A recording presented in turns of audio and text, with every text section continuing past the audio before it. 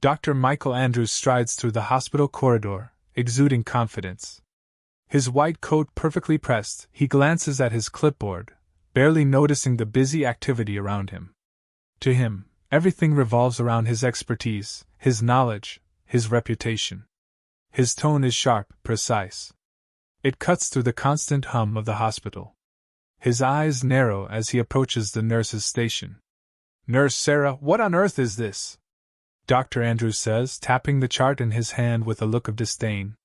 "How many times do I have to remind you that patient vitals should be documented before any procedure? This is basic." Sarah, who is organizing supplies, glances up. She's used to this by now. Dr. Andrews always finds something to complain about. She knows she did everything by the book, but arguing isn't worth the confrontation. Keeping her calm, she responds, "Doctor, I documented the vitals immediately after the patient was settled. They're accurate." Dr. Andrews scoffs, shaking his head dismissively. "Well, let's hope your accurate notes don't lead to another delay. We don't need to make more work for ourselves." Sarah bites back a response. She's one of the most competent nurses in the hospital, and everyone knows it, except, apparently, Dr. Andrews. His words, though meant to sting, don't visibly affect her. She returns to her work, efficient and focused, not letting his condescending tone throw her off. Despite Dr. Andrews' arrogance, Sarah doesn't engage. She can't afford to. Nurses like her, they bear the brunt of attitudes like his all the time. She knows her worth, even if someone like him refuses to acknowledge it. She sees the tension in his movements, the subtle frustration as he walks away. His confidence might intimidate some, but Sarah has learned to let it wash over her. She is far too professional to let his words leave a mark, at least outwardly. The hospital is a constant whirlwind. Nurses rushing to patient rooms, doctors making rounds, and the soft beeping of machines echoing through the halls. It's a high-pressure environment, but beneath it all, there's a rigid hierarchy that governs everything. Doctors like Andrews sit at the top, dictating the flow of care, while the nurses, often unseen and unheard, keep everything from falling apart. They take pride in their work, but the imbalance in respect is stark. Dr. Andrews, with his sharp, dismissive tone, embodies that imbalance. He's known for being brilliant in the operating room, but his attitude toward those around him leaves much to be desired. To him, the nurses are there to assist, nothing more. He sees them as functionaries, not colleagues. His words, though biting, are just part of his routine, something the nurses have grown accustomed to, though not without frustration. Across the floor, as Sarah prepares for her next task, she notices a new patient being wheeled in. There's something different about this one. The patient, Claire Lawson, is accompanied by a quiet air of importance, though no one really seems to notice it. She's dressed simply, blending in with the other patients, but there's a calmness about her, an assuredness. Her admission is routine, a precautionary checkup after a health scare. Claire is here for observation, but she isn't just any patient. She's the soon-to-be chief executive officer of this very hospital, though no one around her knows that yet. And she prefers it that way. Claire requested anonymity, choosing to observe how the hospital functions before stepping into her new role officially. There's no grand announcement, no special treatment, just a woman in need of medical attention, quietly taking it all in. Sarah greets Claire with a warm smile, as she does with all her patients. "Good morning, Mrs. Lawson. Let's get you settled in." Claire returns the smile, studying the staff around her as she is brought to her room. There's a genuine curiosity in her eyes, though she keeps her questions to herself for now. This isn't just a hospital stay for her, it's a first-hand look at the very environment she's about to lead. And already, she's noticing things. The briskness of the staff, the subtle interactions between doctors and nurses, the way the nurses work tirelessly with little acknowledgement. As Sarah tends to Claire's needs, she moves with practiced ease, checking vitals, asking about symptoms, making sure everything is in order. She doesn't know who Claire really is, but her professionalism is unwavering. Claire watches Sarah work, impressed by her calm, efficient manner. "Is it always this busy here?" Claire asks, her tone light, but the question carries weight.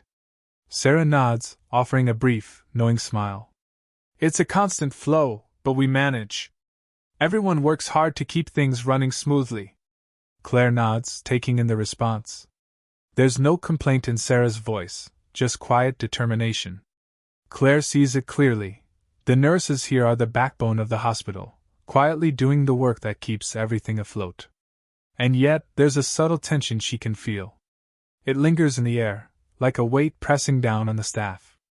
The doctors might hold the titles, but the nurses, they're the ones holding everything together. Dr. Andrews passes by again, eyes briefly flicking towards Sarah before focusing back on his chart.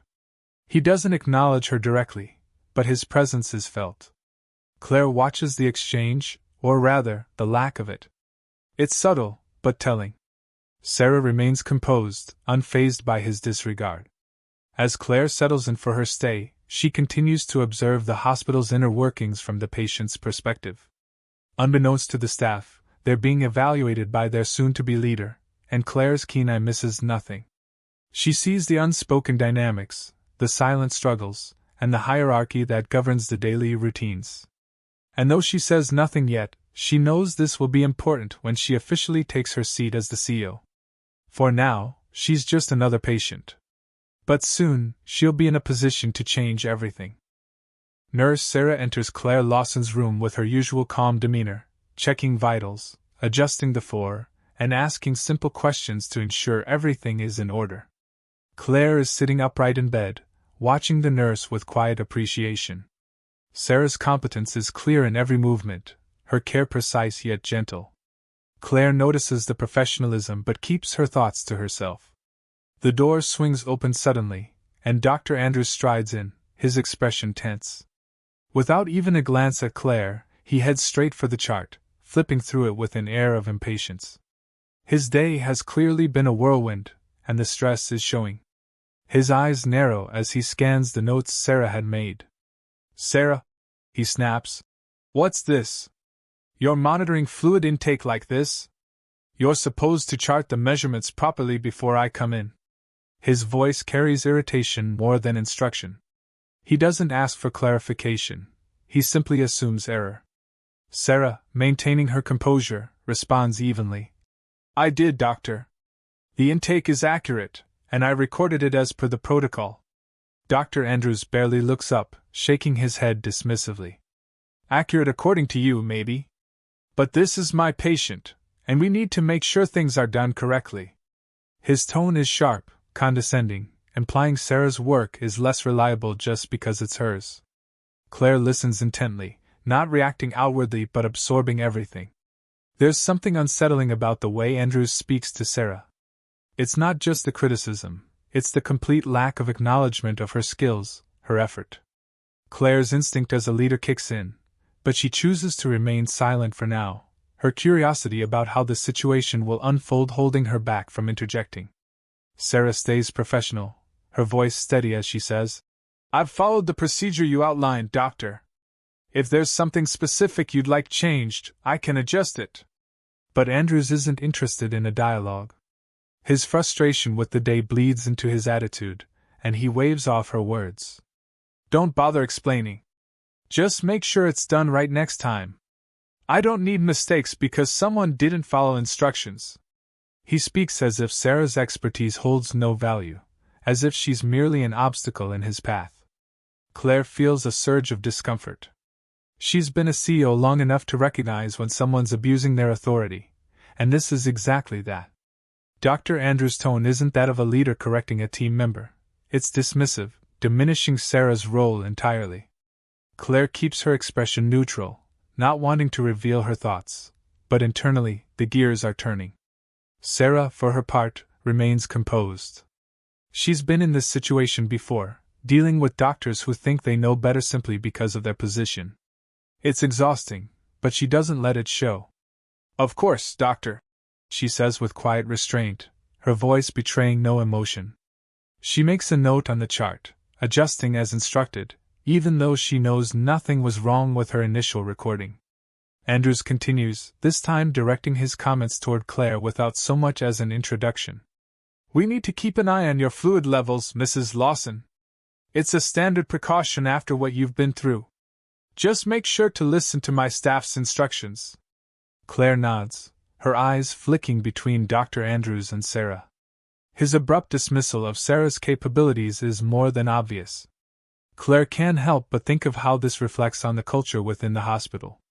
If this is how one of the most competent nurses is treated, what does that say about the environment others face? Dr. Andrews continues to rattle off medical terms, focusing on the technicalities of Claire's care, as if he's the only one in the room with knowledge worth hearing. His words are for show, a way to assert dominance in a situation that doesn't require it. Claire stays quiet, observing the nuances. Sarah's restraint impresses her. She recognizes the grace with which the nurse handles being undermined. There's no confrontation, no raised voice, just professionalism, even in the face of unnecessary criticism. Claire files this away in her mind, knowing it'll inform her decisions as she steps into her leadership role soon enough. As Dr. Andrews finishes his monologue, he leaves the room without another glance at either woman.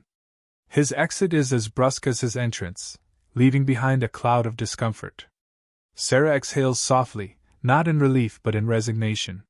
She turns to Claire with her usual warmth, checking in again. "Are you feeling comfortable, Mrs. Lawson? Let me know if you need anything else." Claire gives her a small smile. "You've been wonderful." "Thank you." There's sincerity in her words, and Sarah, despite the strain of the last few minutes, nods appreciatively. Claire watches as Sarah moves to the next task, calm and collected, despite the way Dr. Andrews treated her. It's a testament to her strength, but Claire knows this shouldn't be the norm. No one should have to endure that kind of dismissal, especially not someone who clearly knows what they're doing. Internally, Claire feels a rising determination. The hospital is running smoothly on the surface, but underneath, it's clear that the culture needs to change. Respect, collaboration, and proper communication, all of that is missing in interactions like these. Claire's role as the incoming CEO will be to address this, and she's already seen enough to know where to start. As Sarah continues her work, Claire remains quiet, but her mind is active. This hospital needs a shift, and soon, she'll be in the position to make that happen. For now, she remains the patient, observing, listening, and mentally preparing for the changes she intends to bring. The hospital staff gathers in the large conference room for the all-hands meeting. It's a standard occurrence when there's a major announcement, but this time, the energy feels different. There's a hum of curiosity and anticipation in the air. Rumors had been circulating for weeks that the hospital would be getting a new CEO, and everyone is eager to see who would be stepping into such a critical role. Doctors and nurses mingle quietly, exchanging guesses about who it might be. Dr. Andrews, still feeling the lingering stress from the day, stands near the back of the room. He doesn't give the meeting much thought, only vaguely curious about the new leadership. To him, a change in administration is just another layer of bureaucracy, nothing that affects his work directly. As long as the new CEO doesn't interfere with his medical decisions, it's hardly of concern. Nurse Sarah, standing with a few of her colleagues closer to the front, feels a similar air of anticipation but for different reasons. For the nurses, the CEO could mean much more, a shift in hospital culture, perhaps even improvements in the way staff are treated. There's hope that the new leadership might bring a fresh perspective and, hopefully, address some of the unspoken challenges that the nurses face every day. The hospital director steps up to the podium, quieting the murmurs in the room. With a slight smile, he adjusts his glasses and begins to speak. "Thank you all for coming. As you know, today we have an important announcement regarding our new Chief Executive Officer.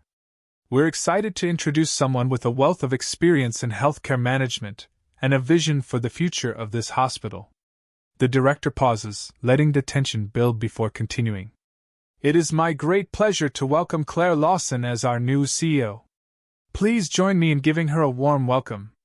The room erupts into applause, but it quickly dies down as the realization sets in. Claire Lawson? The name rings a bell, and then a murmur spreads as several people recognize her. The random patient from earlier today, the one who had come in for a routine checkup, was now standing at the front of the room, making her way to the stage. Claire, the unassuming woman in the hospital gown, is actually the new CEO. Dr. Andrews feels his heart sink. The woman he had barely acknowledged during the checkup, the one he'd spoken over, the one whose nurse he had berated right in front of her. Claire Lawson is now the head of the entire hospital. A knot forms in his stomach as the weight of what has just happened crashes over him. As Claire steps onto the stage, Dr. Andrews tries to play it cool. He forces a casual smile, as if trying to laugh off his mistake, but inside he's panicking. He glances around, trying to gauge whether anyone else is reacting to the situation as he is. His mind races. How could he have been so careless? He had insulted the very person who now had the power to shape his career, his reputation, and possibly his future at the hospital. Meanwhile, Claire takes her place at the podium, composed and confident. There's no trace of the patient she had been earlier in the day.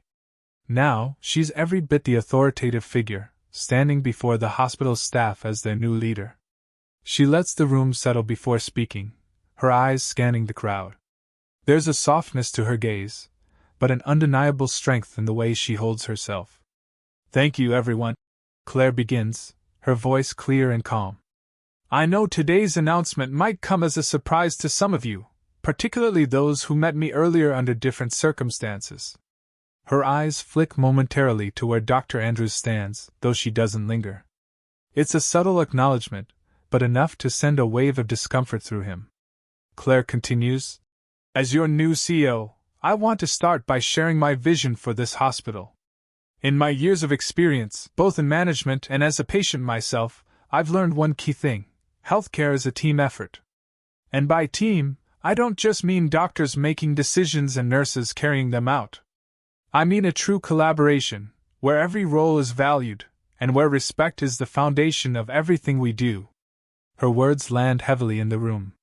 Claire isn't raising her voice or pointing fingers, but the message is clear.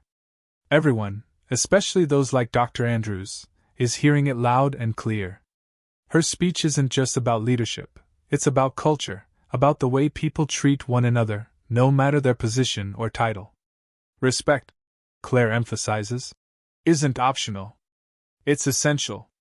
Whether you're a doctor, a nurse, or part of the support staff, we all have a responsibility to treat each other with dignity. We're here to provide the best possible care to our patients, but that only happens when we work together as a unified team. And that starts with how we treat one another, every single day. In the back of the room, Dr. Andrews shifts uncomfortably. The memory of his earlier interaction with Sarah, with Claire herself present, plays on repeat in his mind. His attempt to laugh it off now seems ridiculous. The more Claire speaks, the more he realizes how poorly his actions align with the values she's laying out. Her speech isn't an outright reprimand, but it might as well be. The message is pointed, and it's cutting deeper than he anticipated. Claire continues, "This hospital has a reputation for excellence in patient care, and I'm proud to be a part of that. But to truly be excellent, we must also be excellent to each other. Every person in this building plays a crucial role in our success, and no one's contribution is more important than another's. The best patient care comes from mutual respect, from collaboration, and from a workplace where everyone feels valued." There's a pause as her words sink in. The room is silent, not out of discomfort but out of reflection. People are processing what she said, considering their own actions and relationships within the hospital. Finally, Claire closes with, "I look forward to working with all of you to continue building a place where not only our patients thrive but so do we. Together, we'll make this hospital a place of respect, trust, and exceptional care." The applause is more subdued this time, thoughtful. Claire steps down from the podium, and the staff begins to disperse, some lingering in groups to discuss the speech. Dr. Andrews stays rooted in place for a moment, still trying to digest everything. His stomach churns with the realization of how badly he's misstepped. Dr. Andrews sat in his office, his mind spinning in a whirlwind of thoughts. The reveal had been days ago, but the weight of it still clung to him. Claire Lawson, the woman he had barely given a second glance to, was now his boss, and not just any boss, but one who had witnessed his worst behavior firsthand. It was a nightmare scenario. He had been dismissive, condescending, and entirely unaware of her importance.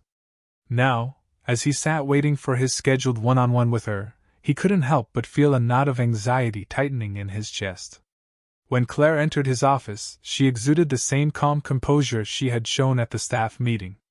She was a quiet force, not one to raise her voice or posture aggressively, but her presence alone commanded respect.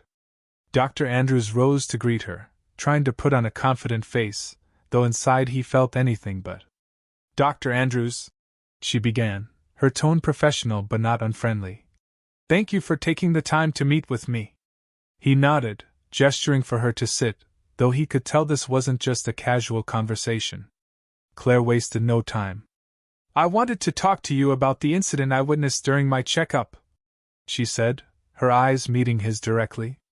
"Your behavior towards Nurse Sarah, towards your colleague, was concerning." Dr. Andrews felt his pulse quicken. He opened his mouth, ready to defend himself. "With all due respect, Ms. Lawson, I hold everyone to a high standard. In a hospital like ours, we can't afford to make mistakes. I was simply ensuring that things were done properly." Claire listened patiently, her expression never changing, but when she spoke, her words cut through his defense. "I understand the need for high standards. But there's a difference between holding people accountable and undermining their professionalism. What I saw wasn't about standards, it was about a lack of respect." Her tone was measured, but there was an undeniable firmness to it. Dr. Andrews shifted uncomfortably in his chair. He was used to being the one in control, the one handing out criticism, not receiving it. "I wasn't trying to be disrespectful," he said, though even as the words left his mouth, he knew they sounded weak. Sometimes things get hectic, and I don't have time to sugarcoat things." Claire didn't flinch. "I'm not asking you to sugarcoat anything, doctor. What I'm asking for is simple respect. Everyone in this hospital, from the doctors to the nurses to the support staff, deserves to be treated with professionalism. That includes listening to their input and acknowledging their expertise." Dr. Andrews opened his mouth to argue again, but something in Claire's steady gaze stopped him. She wasn't angry or confrontational. She was simply stating facts that were difficult to refute. He had been rude, dismissive, and if he was being honest, arrogant. But how could he admit that now? Claire leaned forward slightly. "I'm not here to berate you, Dr. Andrews. I'm here because I believe you have the potential to be an even better doctor and leader in this hospital. But that will only happen if you take a moment to reflect on how your actions impact the people around you." There was a pause. Dr. Andrews sat there, silent for once, his usual quick retorts abandoned. Claire's words hung in the air. She wasn't attacking him, she was offering him an opportunity. A chance to reflect, to change. "I need you to think about how you can contribute to a better environment here," Claire continued. "You're obviously talented, no one is questioning that. But being a good doctor isn't just about medical skill. It's about being part of a team, about fostering an environment where everyone can do their best work." Dr. Andrews swallowed hard, the truth of her words sinking in. He had always prided himself on his medical abilities, but he had rarely stopped to consider how his attitude might affect the people he worked with. He had been so focused on being right, on maintaining control, that he had forgotten the value of collaboration. Claire stood, signaling that the conversation was coming to a close. "I'll leave you to think about this, doctor.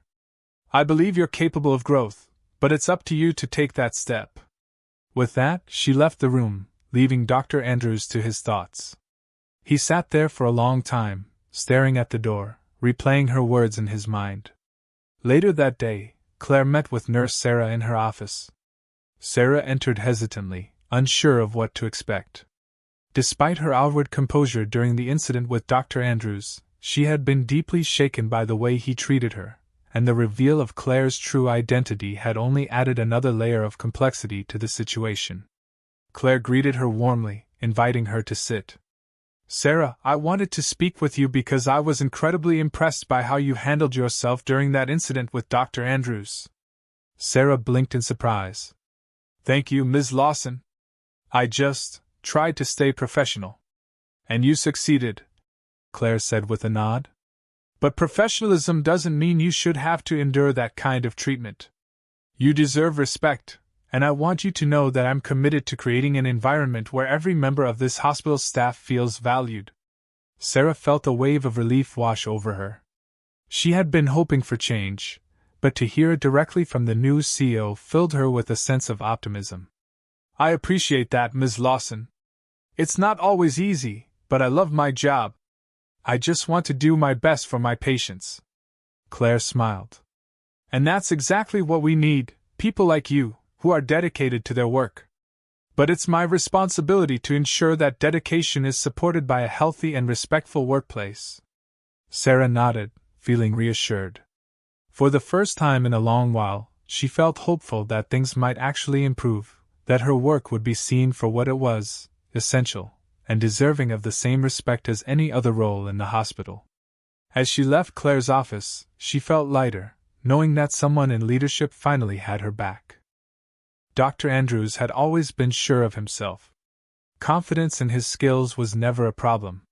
But now, standing outside the staff lounge where he knew Nurse Sarah would be, he felt a nervousness he hadn't experienced in years. The past few days had been humbling. Claire's words had stuck with him, replaying in his mind like a broken record. He had always prided himself on being right, on maintaining control, but now he realized that being right meant nothing if it left behind a trail of hurt and resentment. He pushed the door open and spotted Sarah, seated at a table, reviewing patient files. She looked up as he approached, a hint of curiosity in her eyes. Andrews cleared his throat, awkwardly shifting from one foot to the other. This wasn't something he did often, or ever, really. Nurse Sarah, he began, his voice quieter than usual. I wanted to talk to you about what happened the other day. Sarah closed her files and leaned back in her chair, waiting. She didn't look angry, but she wasn't offering any reassurances either. This was his moment. I've been thinking about how I treated you, he said, stumbling over the words. And I realize I was wrong. I've been dismissive and disrespectful. I didn't really think about how my words might affect you, or anyone else, for that matter. There was a long pause as he struggled to find the right words. Apologies were not his strong suit. What I'm trying to say is, I'm sorry. I never meant to undermine your work. You're a good nurse, and I should have listened to you. I didn't realize how much my attitude was hurting the people around me. Sarah listened in silence, her expression unreadable at first. Then she nodded slowly. Thank you for the apology, Dr. Andrews, she said, her tone calm but firm. I appreciate it. She paused, gathering her thoughts before continuing. But it's not just about the apology. What you said hurt, and it wasn't the first time. It's hard to do this job when you feel like your contributions aren't valued. We're all here for the same reason, to help patients, and that should mean we're all working together, with respect. Dr. Andrews winced slightly at her words but nodded in understanding. You're right. I've been so focused on being the best that I forgot it's not just about me. It's about the whole team. Sarah smiled gently, but there was a strength behind her words. It's never too late to change, Doctor. But respect is earned, not given. If you really want things to be different, it'll take more than just words. Her response wasn't hostile, but it was clear. She wasn't going to be swayed by a simple apology. Andrews respected that. For the first time, he saw Sarah not just as a nurse under his supervision, but as a colleague, an equal. He had a long road ahead to rebuild the trust he'd broken, but at least he had taken the first step. The days and weeks that followed saw a gradual but noticeable change in the hospital. Claire's leadership was quietly but steadily reshaping the culture. Where there had once been a clear divide between the doctors and nurses, lines were starting to blur.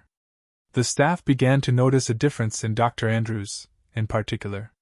He no longer brushed off suggestions from the nurses, and when he did have critiques, he delivered them with a newfound respect.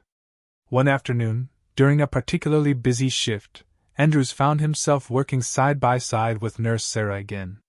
There was an ease to their interactions now that hadn't been there before. They spoke to each other with mutual understanding, exchanging ideas and solutions without the usual tension. It wasn't just that Andrews had learned to listen, he had come to value the insight of those around him. At one point, Sarah suggested an adjustment to a patient's care plan, something subtle but important. Andrews paused, considering it for a moment, and then nodded. "That's a good idea," he said simply, making the change without hesitation. The exchange was brief, but it was significant. For both of them. Across the hospital, similar shifts were taking place. Claire's emphasis on collaboration and respect had trickled down, inspiring staff at all levels to rethink how they worked together. The nurses felt more empowered, the doctors more open to input, and the overall atmosphere had lightened. Patient care improved, and there was a noticeable boost in morale. Claire observed it all from a distance. She never had to intervene directly again after that initial confrontation with Dr. Andrews. Instead, she had let her leadership philosophy take root naturally, allowing the staff to adapt on their own terms. The changes weren't forced, they were earned through the gradual rebuilding of trust and communication. One evening, as Claire made her rounds through the hospital, she paused by the nurse's station. Dr. Andrews was working alongside Sarah, their movements synchronized as they discussed the complex case. There was no trace of the old tension that had once defined their relationship. Instead, they looked like what they were, colleagues working together for the good of their patient. Claire smiled to herself, satisfied. She had known it wouldn't be easy to shift the culture of the hospital, but moments like this made her efforts worthwhile. Dr. Andrews had grown, Nurse Sarah had found her voice, and the entire hospital was reaping the benefits of this new, collaborative spirit. As she turned to leave, Andrews glanced up and caught her eye. For a brief moment, their gazes met, and he gave her a nod, a silent acknowledgement of the role she had played in helping him change. Claire returned the gesture before walking away, confident that the hospital was now on a better path. The story came full circle, not with grand gestures or dramatic transformations, but with the quiet, steady progress of a workplace learning to value the strength of collaboration, mutual respect, and shared responsibility. In the end, it was those simple but powerful changes that made all the difference.